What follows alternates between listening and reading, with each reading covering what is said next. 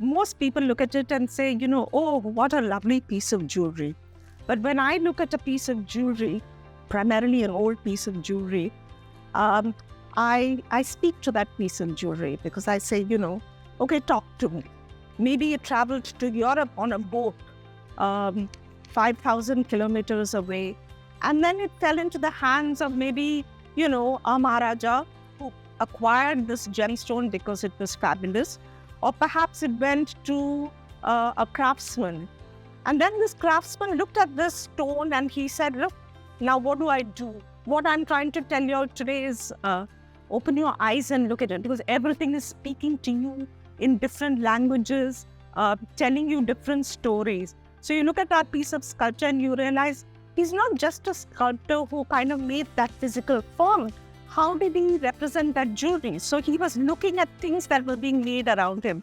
So I think without ado, I will now request Dr. Usha to address all. Thank you. Thank you, Apurva. Thank you, Mr. Natarajan, for inviting me. And congratulations to all of you all, the graduating class. Apurva has given such an elaborate introduction. Where do I start sharing my knowledge with you all? India is a vast country. It has a 5,000-year history. So I work with jewelry, the history of Indian jewelry, the history of Indian culture, the trade in gemstones. So pretty much anything related to jewelry and the cross-cultural connections between architecture and jewelry, painting and jewelry, textiles and jewelry, jewelry as adornment, jewelry as amulets, jewelry as symbols of fertility, jewelry as an instrument of savings. And then when you go into it, when you look at a piece of jewelry, most people look at it and say, oh, what a lovely piece of jewelry. But when I look at a piece of jewelry, primarily an old piece of jewelry, I speak to that piece of jewelry because I say, okay, talk to me. Tell me your story.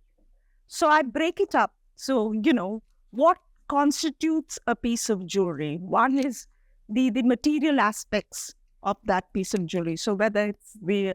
and then, for me, jewelry is not just about precious jewelry, even if it is made of terracotta, or it's a piece of shell jewelry, or it's a feather, or it's ivory, or it's bone. It's all, they all tell me a story. So where did this material come from? So I look at the gold or the silver or the material and I say, look, where did you come from? Where were you mined? Who took you out of the ground? So that speaks to me in a certain language. Then you look at the gemstones that are set in that piece of jewelry. So if we take a piece of precious jewelry, for example, and you deconstruct it, set with diamonds. So where did these diamonds come from? Which mine did they come from? Who took it out of that mine? Who handled that rough with his hands? And then, where was it cut? What did it kind of mean to that person who cut? And then how did it journey from the mine to a bazaar, maybe 1,000 kilometers away? Maybe it traveled to Europe on a boat, 5,000 kilometers away. And then it fell into the hands of maybe, a Maharaja who acquired this gemstone because it was fabulous. Or perhaps it went to a craftsman. And then this craftsman looked at this stone and he said, look, now what do I do with it? Today we all go to institutes to learn how to design, how to draw. But traditionally in India, craftsmen are the designers. They are the people who design the jewels. They are the people who who come up with a variety of design. There was no such thing as a separate discipline of design in the past. That's something very modern in India today. So they source their design inspiration from the world around them, the environment, the trees, the flowers, the birds. His brother was an architect. His cousin would have been a sculptor.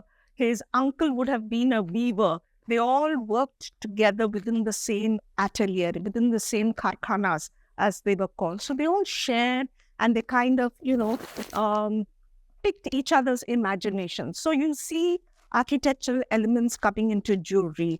When you look at a miniature painting, you look at the piece of jewelry and you realize he's not just a painter. He knew about jewelry because the way he depicted jewelry on that heroine or on that hero was something very authentic. And he could not have done that just as a figment of his imagination. Look at a sculpture. When you go to a temple and you look at a sculpture and you look at the jewels on that sculpture and you look on that icon and you say, oh my God, this is the way I look at things. So I think, what I'm trying to tell you all today is open your eyes and look at it, because everything is speaking to you in different languages, telling you different stories. So you look at that piece of sculpture and you realize he's not just a sculptor who kind of made that physical form.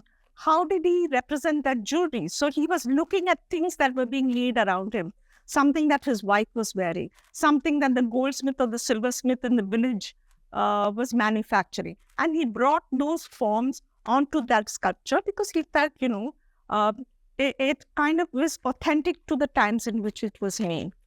And then who wore this piece of jewelry?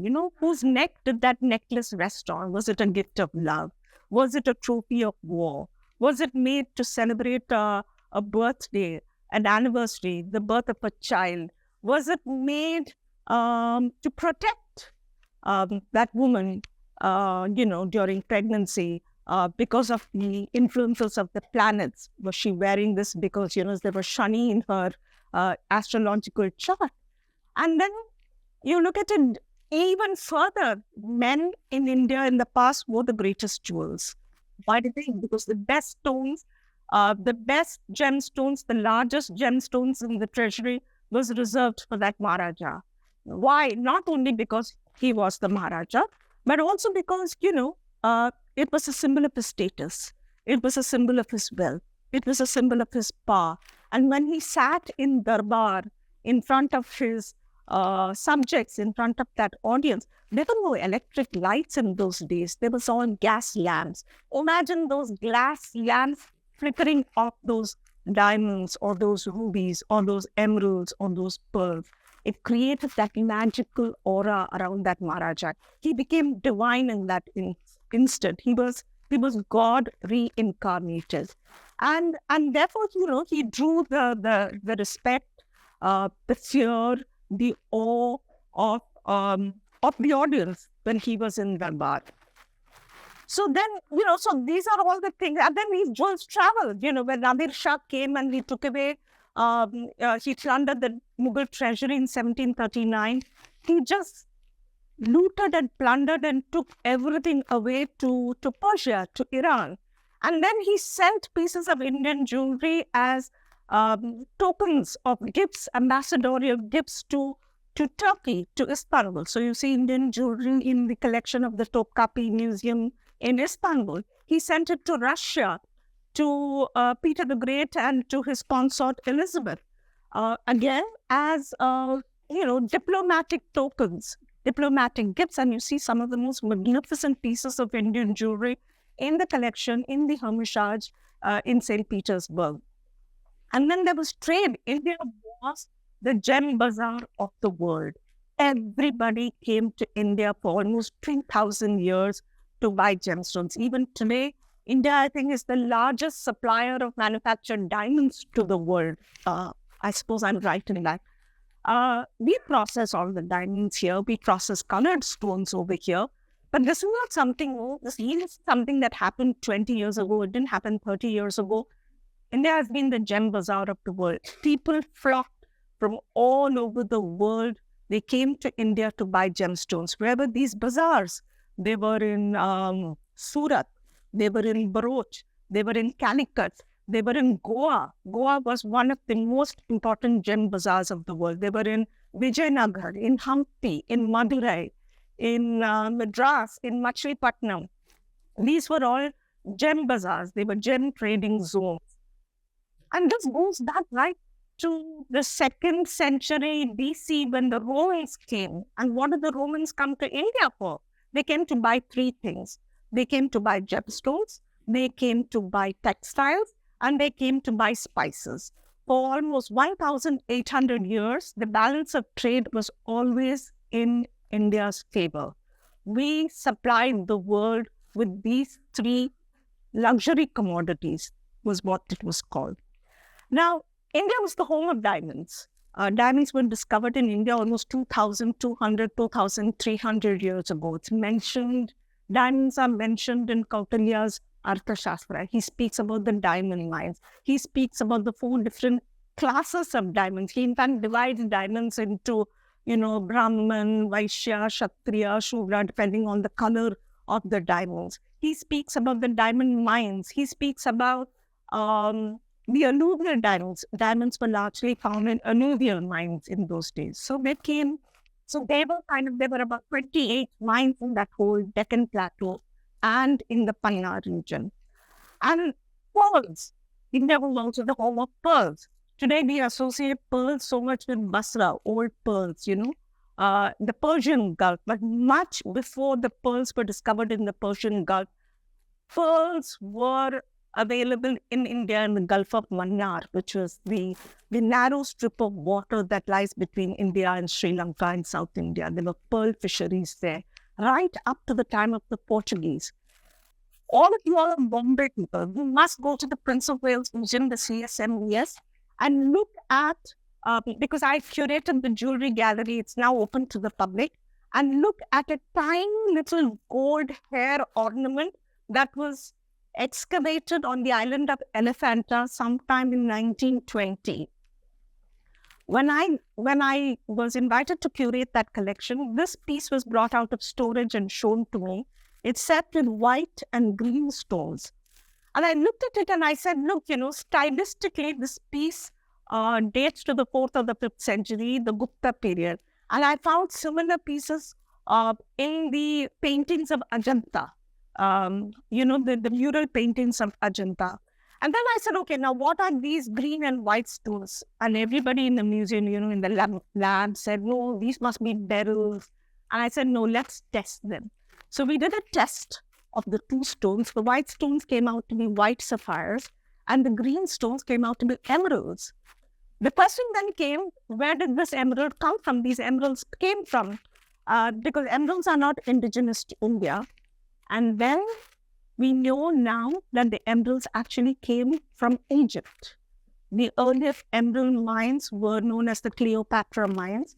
They were located in Egypt. They came via the Roman trade to India. So I'm just making these connections. See, it's not such a simple, complex thing. There's so many links in this chain to construct the whole story of this piece of jewelry. And after the discovery of the South American, the Colombian emerald mines, again, India was the largest, market for those emeralds. The Maharaja, the Mughals loved emeralds. Emeralds, the green emeralds was a symbol of paradise. It was Janak, the green garden of paradise. They acquired them not in carat weight, but almost literally in kilos. So if you look at old photographs and old paintings, you will see how much they loved pearls and emeralds and diamonds. Spinels, the red stones, where did those come from? They came from Badakhshan, from Afghanistan. They came from Burma, from the Ava and Mogok mines in Burma. They came from Sri Lanka. All of these precious gems flowed into the Indian bazaars because they were cut here, they were polished here, and then they were sold and exported from India. Last of the 5 great gems, so there are 5 Maharatnani in India, which is, diamonds, emeralds, rubies, pearls, and sapphires. Sapphires, again, indigenous to India. They were discovered in Kashmir, a lot of it in Afghanistan. The mines ran dry because they were overexploited and also because of the troubled area over there. Sapphires also came from Sri Lanka. They then came from Thailand to India. Today, we talk about Mozambique and Zambia. But here, we were the core of all these precious gemstones. So please tell me when I should stop. And that's 5,000 years of history. So basically, fine. Yeah, exactly. So, I can just remain here. But anyway, to cut that long story short, I just, want to tell you all, you're all the diamond and colored stones. When you go out over there into the world, whether it's to design, whether it's handling stones, speak to those things because they speak back to you. Look at it beyond just, what color is it, what size is it, what carat is it, that kind of thing. Um, every stone is powerful, which is why we wear it as part of the Navaratna scheme in India. When the 9 stones that represent they are the 9 planetary gems come together, they become powerful, cogent entities. Individually, they are all powerful. So let's not lose sight of all these things. These are meanings, these are stories that you need to take out to your clients, to your colleagues and share it because, you are working in an amazing field of Indian culture and I wish you all the best. Anything is something or your very Oh, okay. So, unlike in the West, India, we don't have clearly defined fields of jewelry. In the West, we have this the Edwardian, the Art Nouveau, the Art Deco, the Georgian style, the Victorian style. In India, pretty much, one epoch kind of merges into the other, and the design variations are pretty minor. They don't go through any drastic design variations. But I think one of the greatest periods in the history of Indian jewelry is undoubtedly the Mughal period. Primarily because they were extremely wealthy. They came with an amazing aesthetic.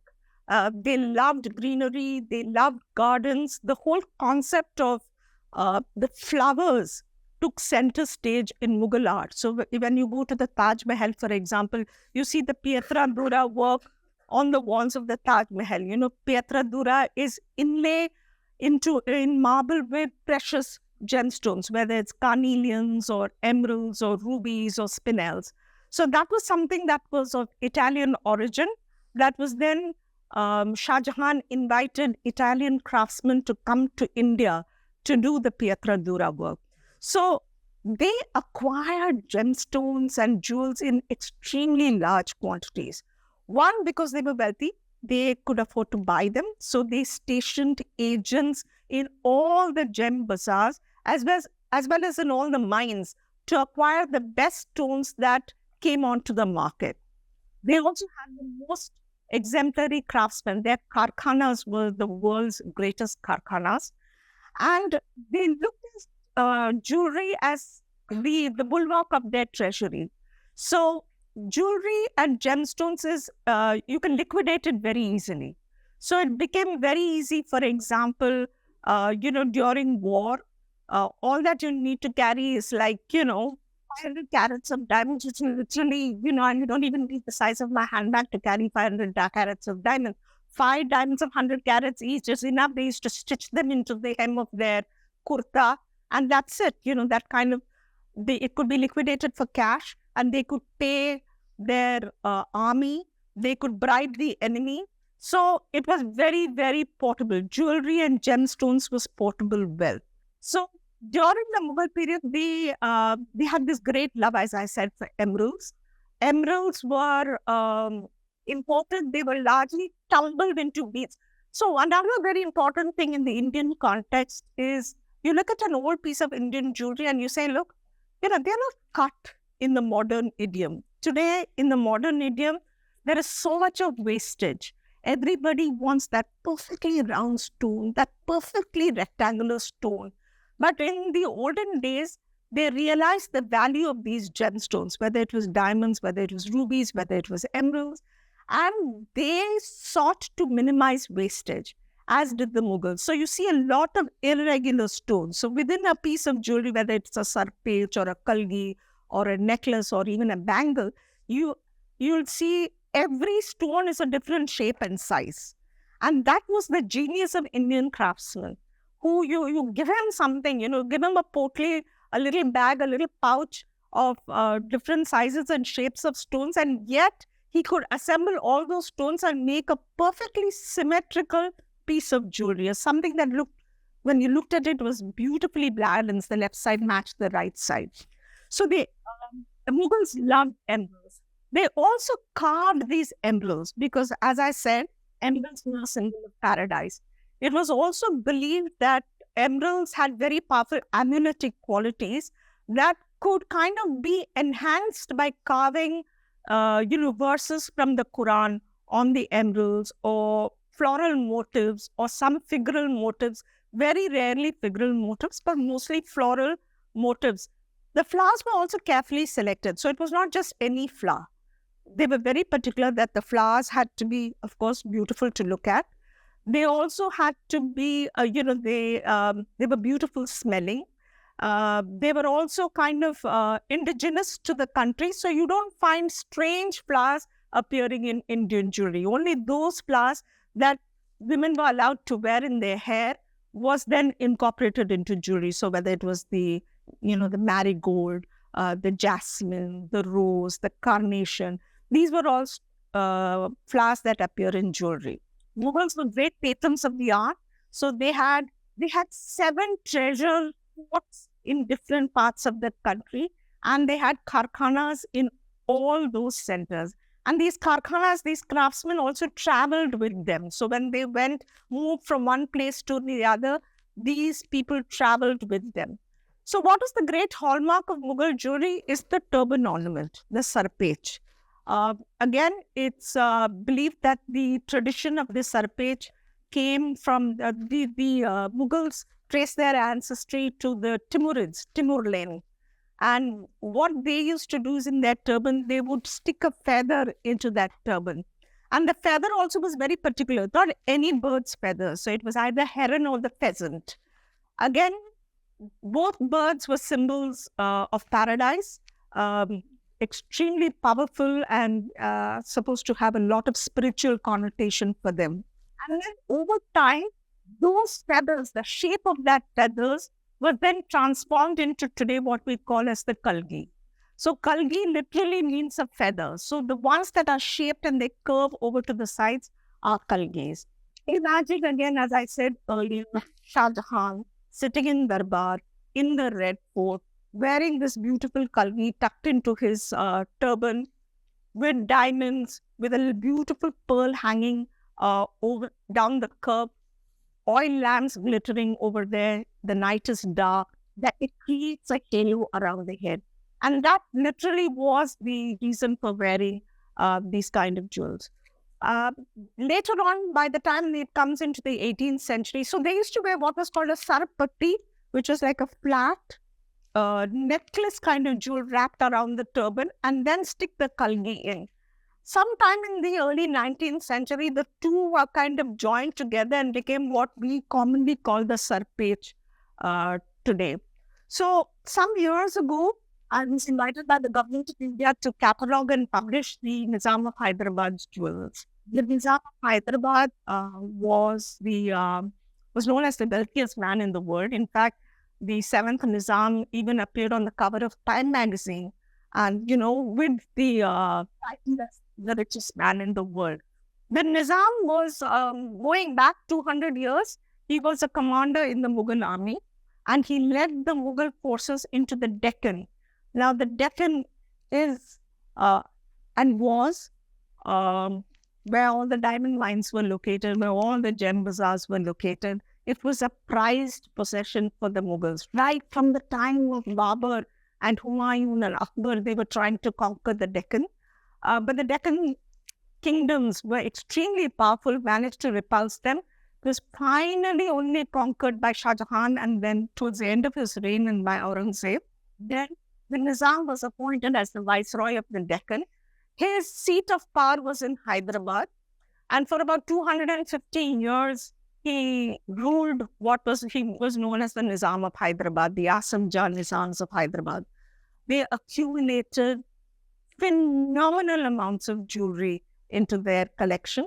I came across an inventory in the palace where there were about 7,000 entries, and each entry did not represent one piece of jewelry. So, for example, Entry number 20 might be 6 dozen earrings.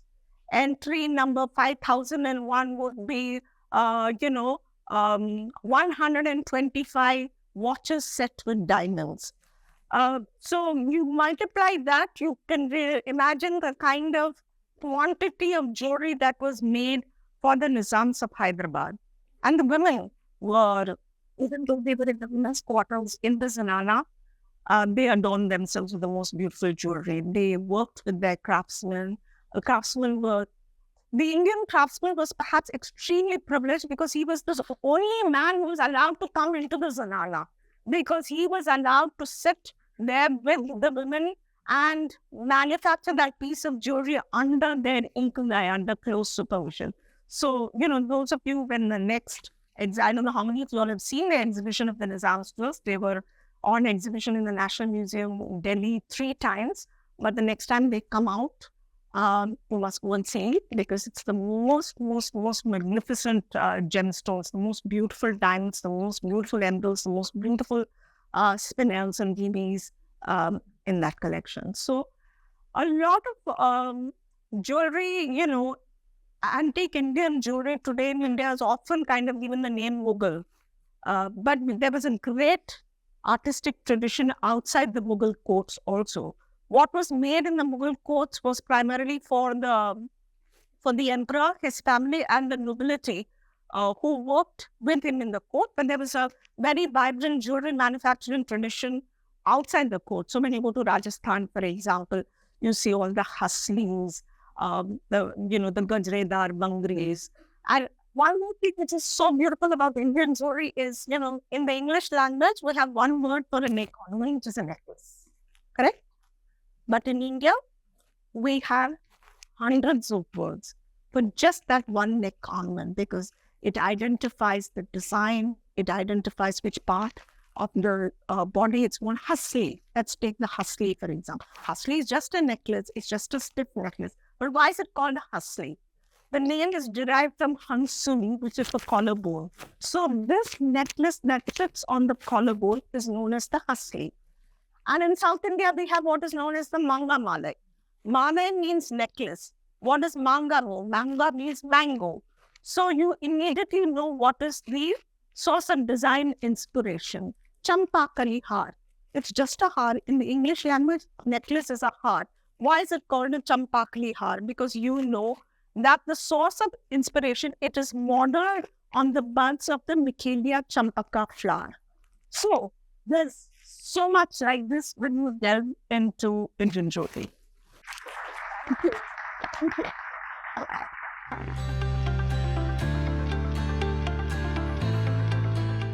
Yes. One of the sad part of studying the history of Indian jewelry, as again, say a culture like Egypt, we didn't have the tradition of burials. So jewelry was not buried with the departed. We also, because jewelry could be so easily liquidated, it was the wealth of the family. So from one generation to the other, even today in the villages, why are there so many pawnbrokers? Because if there is a drought, they can liquidate their jewelry. If the harvest is not good, they can liquidate the jewelry. If there is a daughter to get married, they will immediately go. For example, sometimes you go to a village, you see a woman wearing an anklet only on one ankle and not on the other foot. And you say, oh, is that a fashion? No, because she had to remove one anklet to pay for medical expenses. Maybe, pledge to take a loan for the wedding of her daughter. So because of that, there's very little ancient jewelry that survives prior to the Mughal era. The vast amount of jewelry that has survived is even from the Mughal period. That is, Babur came to India in 1526. So if you take it then, it was only during the time of Akbar that the big karkhanas were established, which is 1570, 1575. You start seeing the jewels that have survived. And then in the 19th century, you get a lot of pieces. But the same that, for example, the piece in the Prince of Wales Museum here in Bombay is from the 5th century. Very few pieces. So what do we rely? As a historian, I rely on ancient texts. texts like Brihata Samhita, the Agasti Mata, Kautilya's Arshasastra, Kalidasa's books, where there's beautiful descriptions of jewelry. The Mahabharata, where they speak about pearls, queens, and jewelry encrusted with pearls. Even in the Ramayana, for example, we have mention of Sita's chudamani, or the hair ornament. And then jewelry forms so much part of the storyline over there, because, when Hanuman was sent as an emissary of Rama to Lanka, Hanuman had never seen Sita. So how would Sita recognize Hanuman as the emissary of Rama? So Rama gave his signet ring to Hanuman. So she recognized that, yes, this is Rama's messenger. And in turn, to prove that Hanuman had actually seen Sita and she was okay, she handed over her hair jewel, which had been given to her by her father at the time of her wedding. So he carried that back as a proof of life, So much. Look at Kalidasa, for example, in the Abhigana Shakuntalam, for example. Again, the ring plays a pivotal role. Dushyanta gives the ring to Shakuntala. He forgets about her. He doesn't remember that he had seen this beautiful, and he had married her in the forest.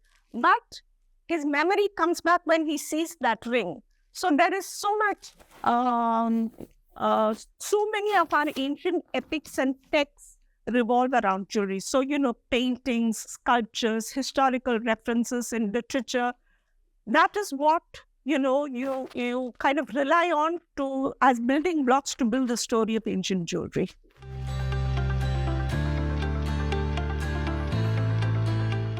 A lot of them. For example, in the south, I don't know how many of you all have traveled. In Tanjore, there is the big temple. It's called the Brihadishwara temple. It was built by Rajaraja Chola in the 11th century. There are inscriptions. That temple was the treasure house of the king. There are inscriptions on the walls of that temple that survive till today, where gifts of jewels to the deities is recorded in minute detail. So, for example, we have references to a crown. Just to give you an example, we have the weight of the crown. We have the quantity of the gold that was used in the crown. We have the number of diamonds that were set into that crown. Sometimes 2,872 diamonds. Then we have the quality of all those diamonds. There were X number of, white diamonds, X number of brown diamonds, X number of red diamonds. We have the different cuts of the diamonds recorded. So whether they were circular diamonds, rectangular diamonds, pear-shaped diamonds, all this is recorded over there. The Gupta kings, again, used gemstones. The Mughals, of course, because as you come closer into the modern era, recorded history becomes that much more accessible. I think one of the very big problems in India is because it's such a vast country, there's a lot of vernacular literature that still remains untranslated. So we have texts in Malayalam, in Tamil, in Bengali, the local languages that haven't yet been adequately translated. Every Maharaja, the jewels were the treasury of the empire. So they all kind of acquired gemstones, they all set them into jewels, and they also hoarded large quantities of loose gemstones because they could be easily liquidated.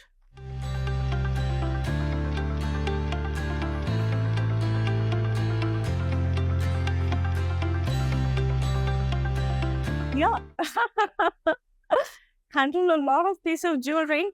I think one of the big problems even today is, Indian jewelry is looked as being very ethnic, maybe. Or, there are two extremes to Indian jewelry. One, on the one side, it's very ethnic because India is itself a very large market. So we are able to absorb the large amount of jewelry that is manufactured. But, I would say, where Indian jewelry stones, some of the greatest Golconda gemstones today are in collections abroad.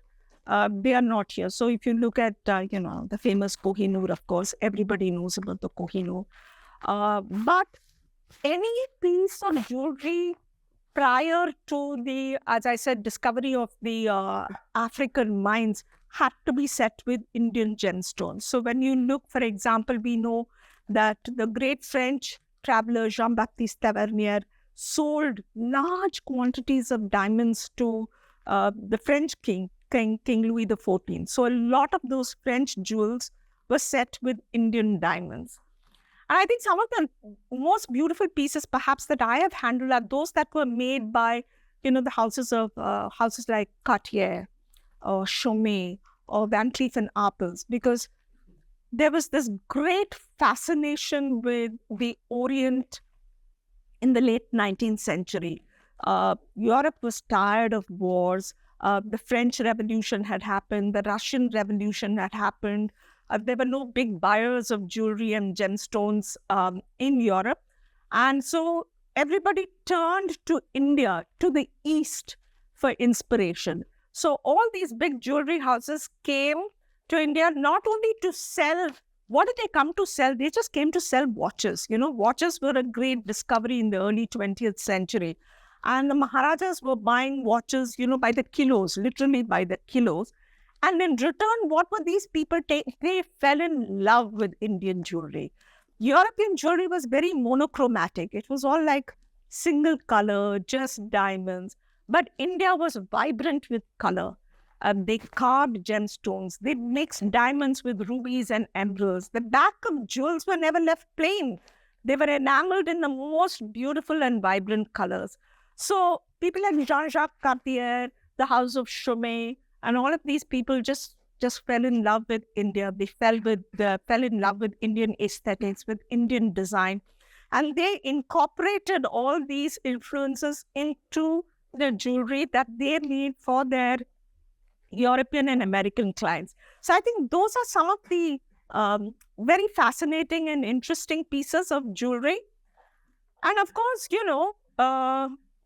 I don't know, all of y'all know about the Al-Thani collection.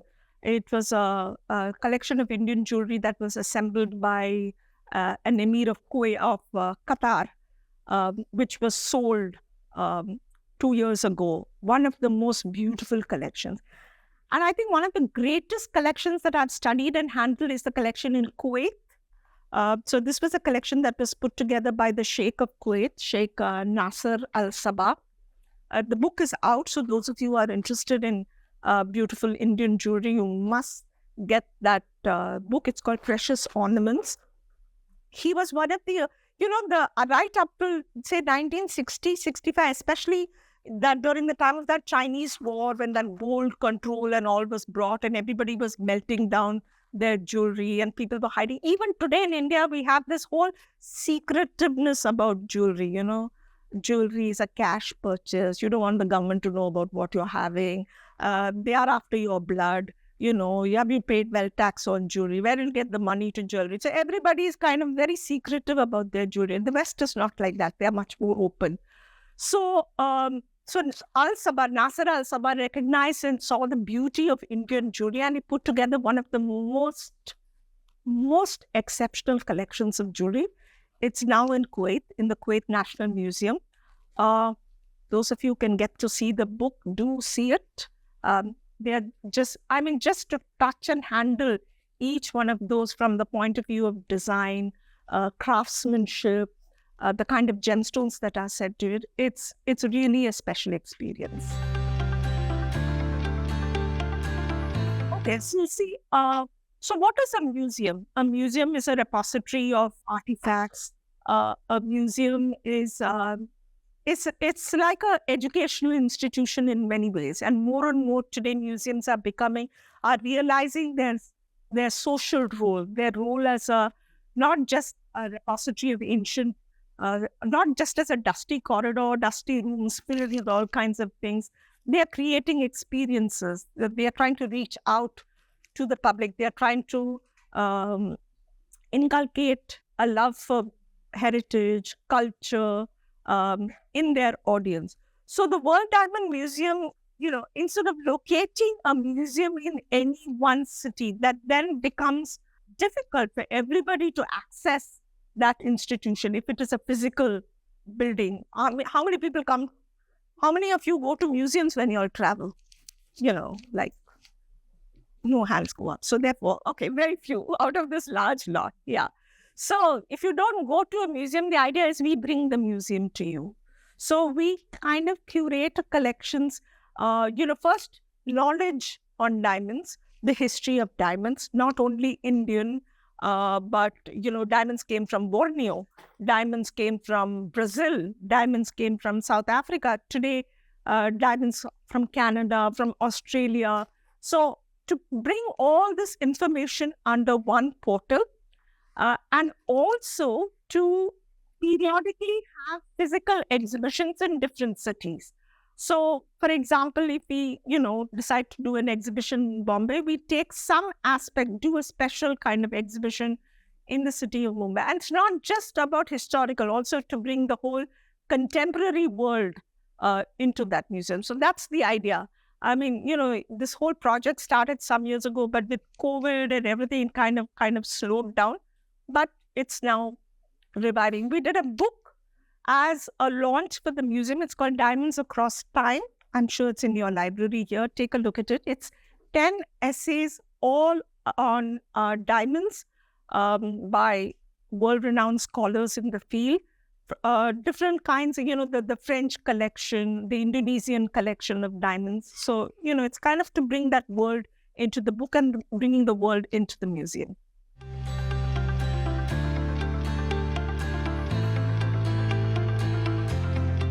So, again, we have information.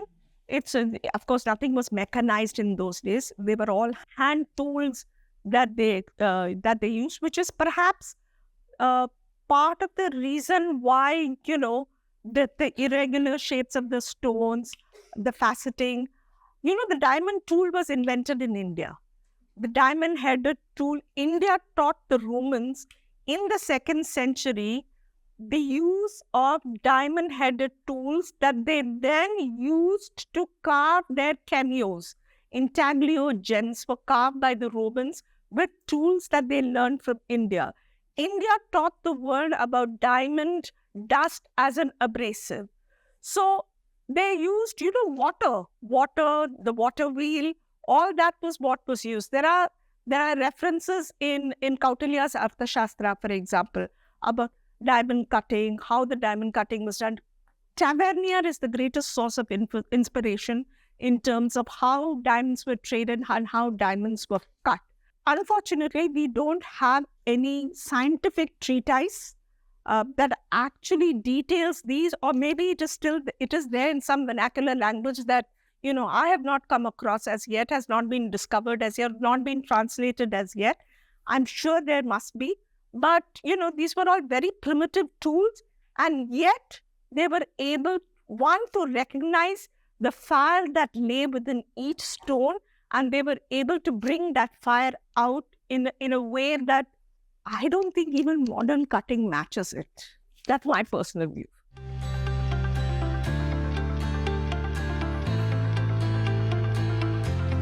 There were also gemologists. There are treatises like Ratna Pariksha, Rayana Parika.